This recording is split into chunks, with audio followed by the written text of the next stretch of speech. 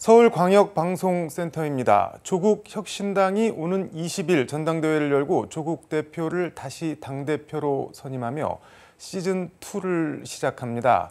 오늘 여의도 초대석은 조국혁신당 정책위 의장과 당 싱크탱크인 정책연구원장을 맡고 있고, 그리고 지난 40총선 비례후보 투표에서 전국 17개 광역시도 가운데 조국혁신당 득표율이 가장 높았던 곳 광주인데, 조국혁신당 광주시당 위원장도 함께 맡고 있는 서왕진 의원과 함께 관련 얘기 해보겠습니다. 의원님 어서 오십시오. 안녕하세요. 뭐를 많이 맡고 계시네요. 그렇습니다. 이게 뭐 유방의 장자방, 뭐 유비의 제갈공명, 조국의 서왕진 뭐 그런 느낌도 약간 나는 것 같은데요.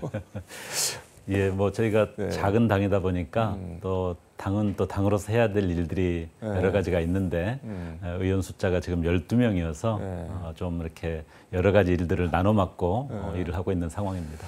전남 영광 출신이시고 광주에서 고등학교 나오셨고, 그리고 조국혁신당 광주시당 위원장 직무대행 지금 맡고 계신데, 네. 근데 의원님 이력을 좀 찾아보니까 약간 특이한 게 서울대 신문학과 나오셨는데 미국 델라웨어 대학에서 에너지 환경 정책학으로 박사학위를 받으신 그렇습니다. 에너지 정책 전문가신데, 뭐 이쪽에 관심을 갖게 된 뭐 계기나 이유 같은 게 있을까요?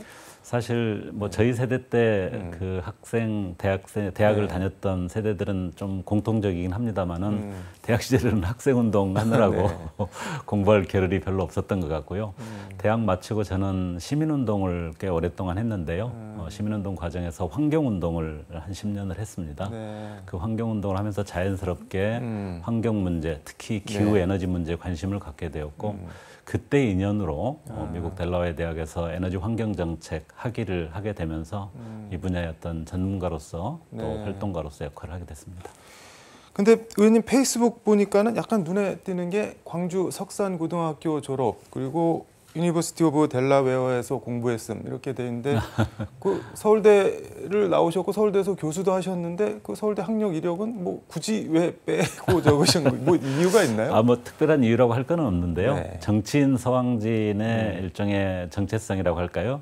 두 가지를 든다면 그래도 호남의 아들이다라고 하는 점 하나를 좀 이야기할 수 있겠고요. 두 번째로는 기후위기 시대에 기후에너지 전문가로서 역할을 적극적으로 해내겠다, 이런 측면에서 두 가지를 올린 것 같습니다. 알겠습니다. 지금 조국 대표하고는 서울대 교수 시절부터 뭐 아셨다고 들었는데, 옆에서 지켜본 조국 뭐 어떤 사람인가요? 예, 조국 대표님은 사실은 그 교수 시절의 조국 교수의 느낌은 많은 분들이 그렇게 느꼈겠습니다만은 대체로 아주 젠틀하고 그렇지만 상당히 진보적인 전형적인 학자, 이런 느낌이었습니다. 강남 좌파라는 단어를 유행시키신 분 맞습니다, 아닌가요? 맞습니다. 아주 뭐 진보적인 것은 아주 분명했지만 또 아주 지식인의 어떤 품위와 젠틀함 이런 것들을 항상 유지했던 분이었는데요. 이번에 이제 조국혁신당이라는 당을 준비하고 또 많은 논의들을 하면서 창당 이후 선거를 치르면서 이렇게 또 옆에서 보니까 그 젠틀하고 좀 점잖은 학자 이미지하고는 전혀 다른 아주 정치적인 감각이나 또 결단, 행동력 이런 게 아주 과감한 아주 적극적인 정치인으로 변신을 했다는 것을 느꼈습니다. 뭐가 그렇게 변신을 하게 만들었을까요? 그냥 제 추측입니다만은 실제로 이제 문재인 정부에서 민정수석으로 참여해서 국정을 직접 운영하고 매우 또 정무적 판단이 필요한 그런 영역이지 않습니까? 뭐 그런 과정에서 훈련도 있었을 것이고, 무엇보다 소위 말하는 조국 사태 기간 동안에 얼마나 엄혹한 사회와 또 검찰의 어떤 공격을 받았습니까? 그 과정에서 혹독하게 단련된 결과가 아닌가, 그렇게 생각을 해봅니다. 근데 조국 대표가 뭐라면서 같이 당합시다, 같이 정치합시다 이렇게 얘기를 하던가요?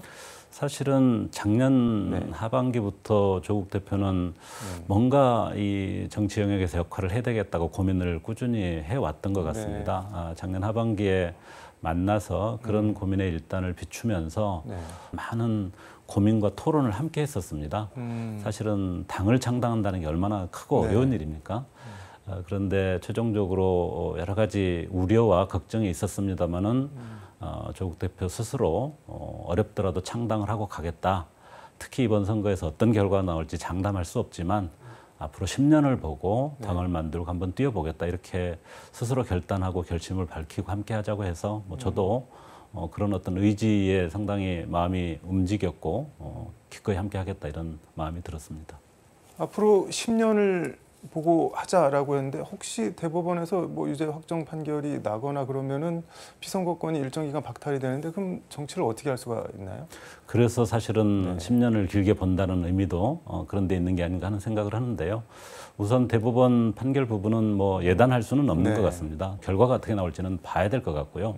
다만 조국 대표가 계속 반복해서 이야기를 했다시피 어떤 결과가 나오든 승복하고 받아들인다. 그리고 그 책임을 진다. 이런 입장에는 변함이 없습니다.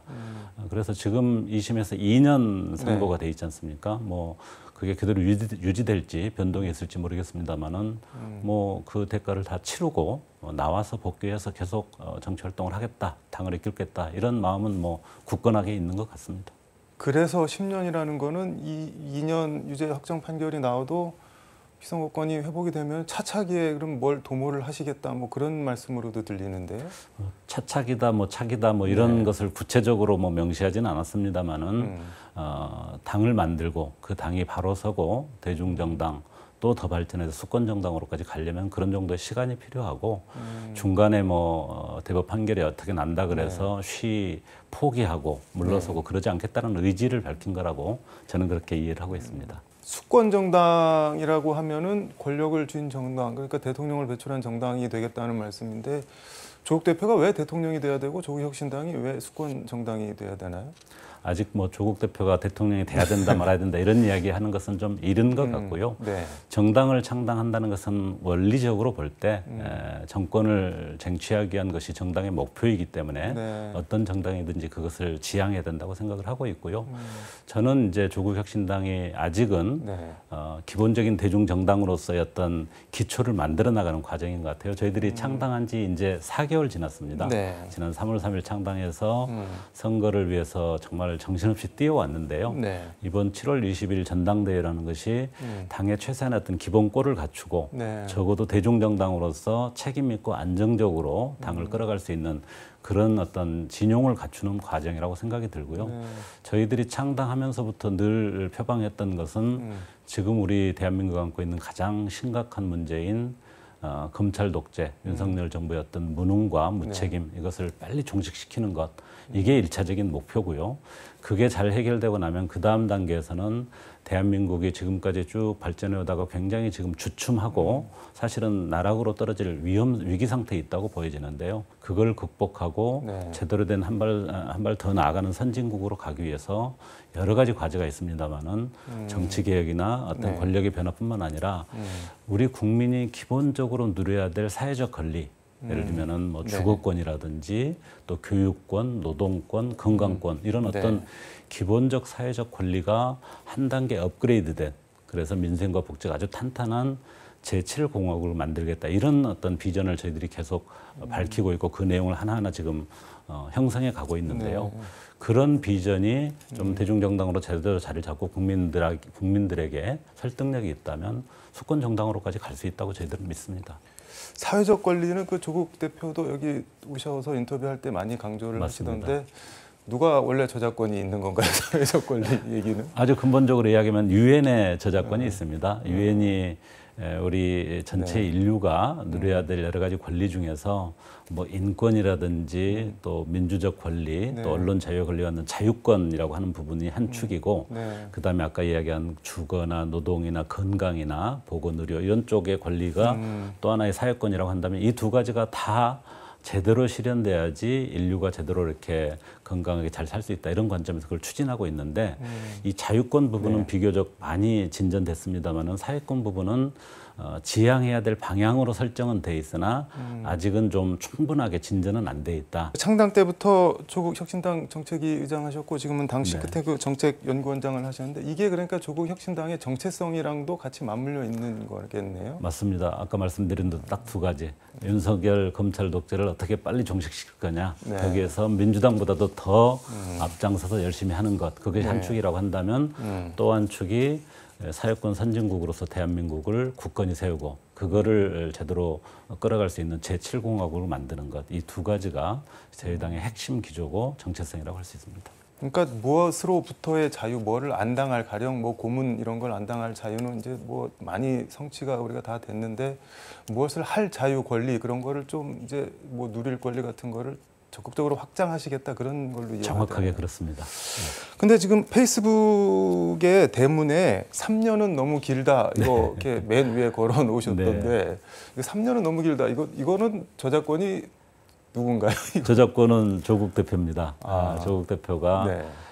정치 일선에 뛰어들기로 결심하면서 뭐 많은 분들의 조언을 받았는데 예. 저한테 들려준 이야기 중에는 민주당의 박지원 네. 그 의원도 꽤 가깝게 많은 이야기를 나눈 분 중에 한 분인 모양이에요. 근데 박지원 의원이 가장 강조했던 것 중에 하나가 네. 정치인은, 대중 정치인은 대중이 쉽게 이해할 수 있는 그런 표현을 아주 간결하게 잘해야 된다. 이거를 계속 강조했다고 하는데, 네. 원래 이제 보통 식자들의 표현이면 검찰 독재 조기 종식 뭐 이런 개념인데, 네. 그거는 조금 대중들한테 쉽게 다가가지 않는다. 이런 걸 고심하면서 네. 3년은 너무 길다라는 슬로건을 조 대표가 직접 고민을 해서 만들어낸 모양입니다.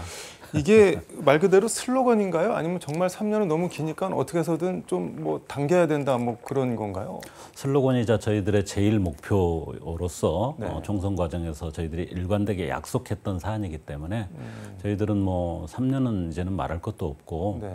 3개월도 너무 길다라고 느낄 정도로 저희 조국혁신당뿐만 아니라 국민들이 많은 생각 있는 국민들이 그렇게 지금 느끼고 있는 것 같습니다. 문제는 방법론인데 네. 결국은 뭐 작은 저희 정당 혼자 할 수 있는 일은 아닌 것 같고요.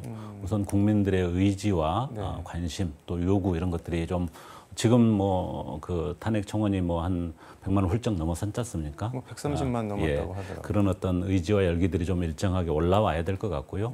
그다음에 그런 어떤 그 조기 종식을 표방한 네. 저희 조국혁신당뿐만 아니라 민주당이 단단히 뭉쳐서 강력하게 그걸 좀 국회 내에서 끌어주고 좀 선도하는 그런 역할이 있어야만 가능하다고 생각이 들고요.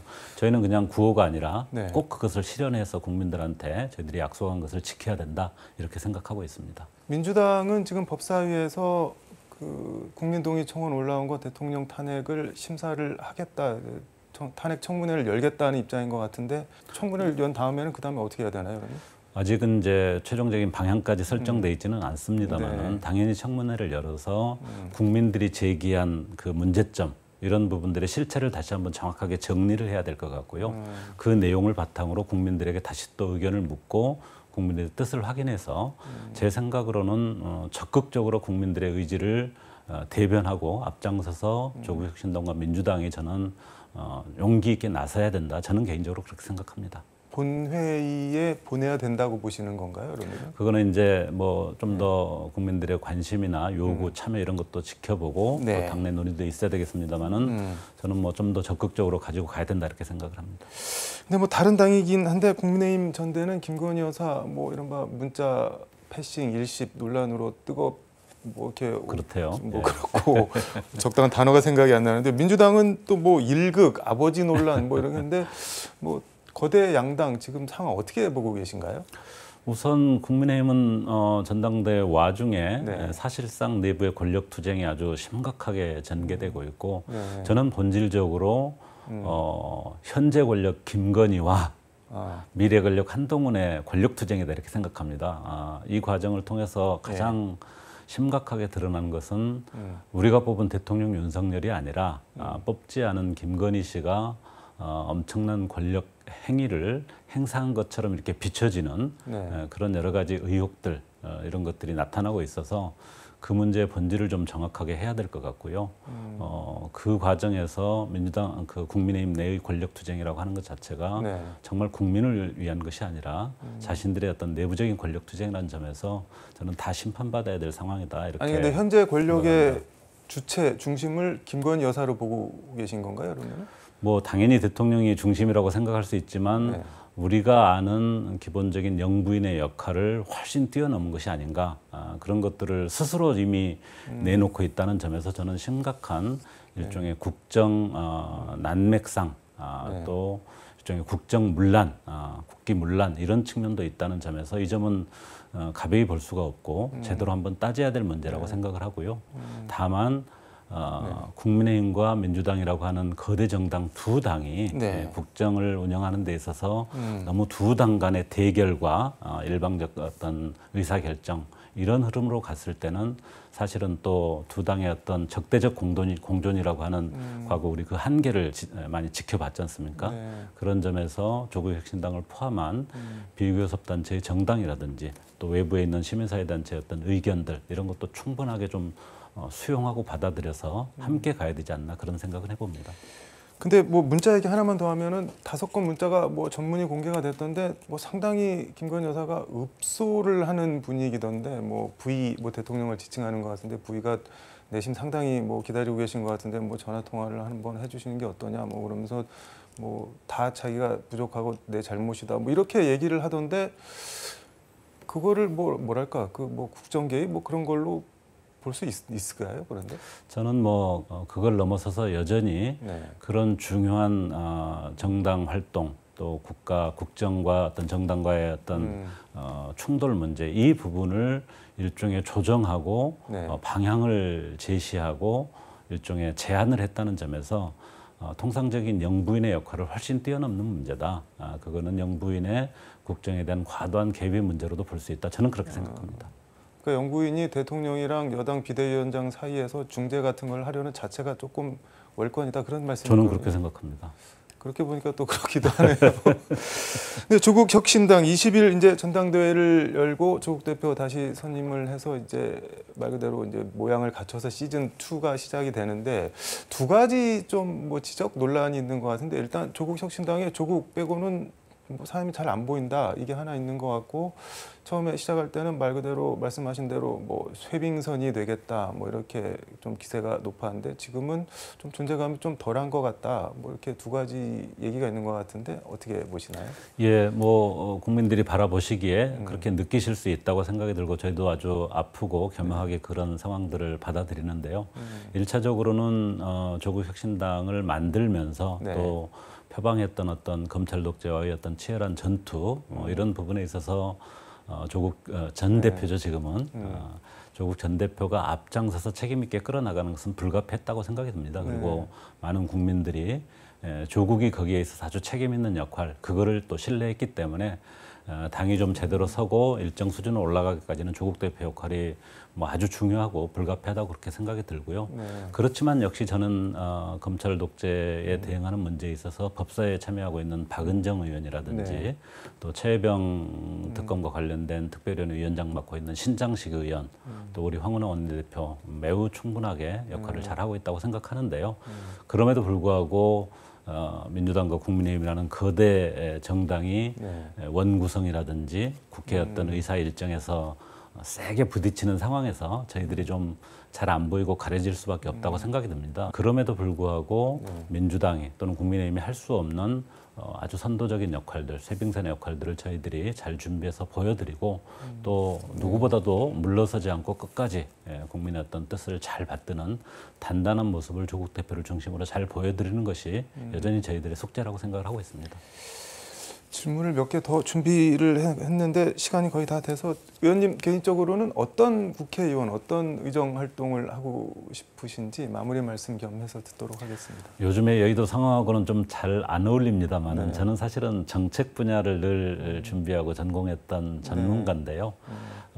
여전히 정책 전문성은 매우 중요하다고 생각이 듭니다. 아직은 야당의 역할이기 때문에 제한적이긴 합니다만은 진짜로 국정을 이끄는 상황이 되면은 그 정책의 내용, 깊이, 또 현장 적용성 이런 것들에 대한 충분한 이해가 굉장히 중요하다고 생각하는데요.